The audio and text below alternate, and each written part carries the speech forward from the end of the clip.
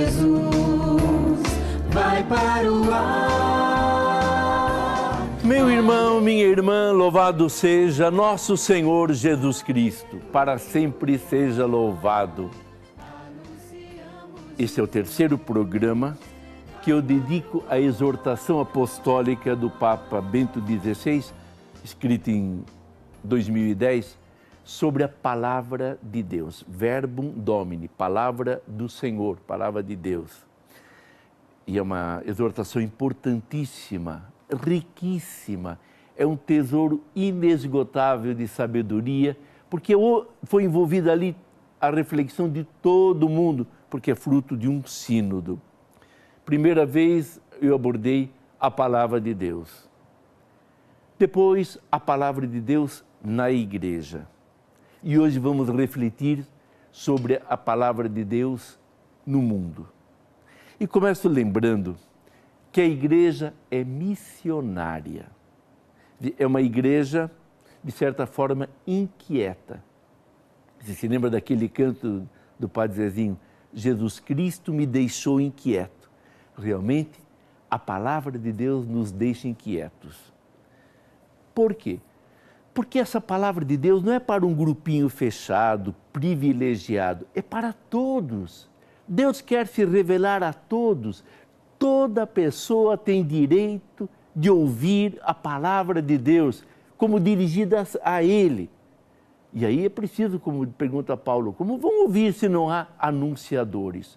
Nós, batizados, somos estes anunciadores da palavra de Deus.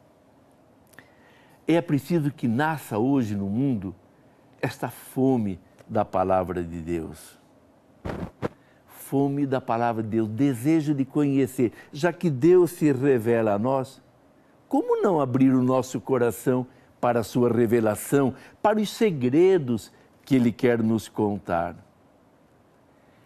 E é interessante nesse aspecto uma observação do profeta Amós, um agricultor que Deus chamou para ser profeta.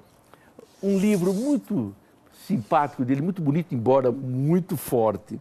Lá no capítulo 8, versículo 11, Amós escreve assim: virão dias em que enviarei fome sobre a terra, não uma fome de pão, nem uma sede de água, mas fome e sede de ouvir a palavra de Deus. Fome de ouvir a palavra de Deus. Queira Deus que tenhamos esta fome de ouvir, esse desejo de conhecê-lo, de entrar em comunhão com Ele, de saber o que Ele pensa de nós, o que Ele quer de nós. Quer dizer, Ele, na verdade, se manifestou já, mas eu posso ficar indiferente, não sentindo fome. Nós sabemos que é grave quando uma pessoa perde a fome, não tem vontade de comer. Ela vai deixando de comer, come cada vez menos, e aí vai ficando fraca e qualquer doença se torna grave. E quem não escuta a palavra de Deus? Quem não se interessa por essa palavra? É a mesma coisa, fica espiritualmente frágil, fraco e nada produz. Não alcança aquela meta que todos nós devemos alcançar, que é a santidade. Portanto, para a igreja, diante de tudo isso, anunciar a palavra de Deus não é algo assim facultativo, entre as ações da igreja. Não. O Papa bem-aventurado Paulo VI dizia que a igreja existe para anunciar o Evangelho. Se não anuncia, falha no essencial da sua missão. O anúncio da palavra deve ter como conteúdo o reino de Deus, que é a própria pessoa de Jesus, é a proposta de Deus para nós. Todos nós percebemos como é importante que a luz de Cristo ilumine cada setor da vida humana. Por exemplo, ilumine a família, a escola, ilumine os negócios, a indústria, os meios de comunicação, as universidades. E a palavra de Deus deve iluminar. E nós somos os portadores dessa palavra. Nós batizados, não apenas nós, ministros do Senhor, que somos poucos e não conseguiríamos fazer muita coisa. Mas cada batizado é chamado a ser um anunciador dessa palavra viva.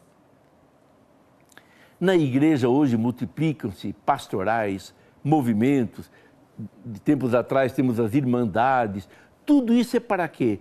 Para ajudar a igreja na sua missão de anunciar a palavra. E essa palavra deve ser anunciada, antes de tudo, para os seus próprios membros. Então, uma pastoral, um movimento na igreja, um grupo que se intitula evangelizador, se não se debruça constante e frequentemente da palavra de Deus, não se alimenta da palavra de Deus, não a lê, não a estuda, para que serve? Inútil. Vão ser muitos passos inúteis, fora do caminho. Mas se todos nós nos unirmos, cada um fazendo a sua parte, que riqueza para a igreja. Mas vamos continuar a reflexão. Anunciamos Jesus, vai para o mundo.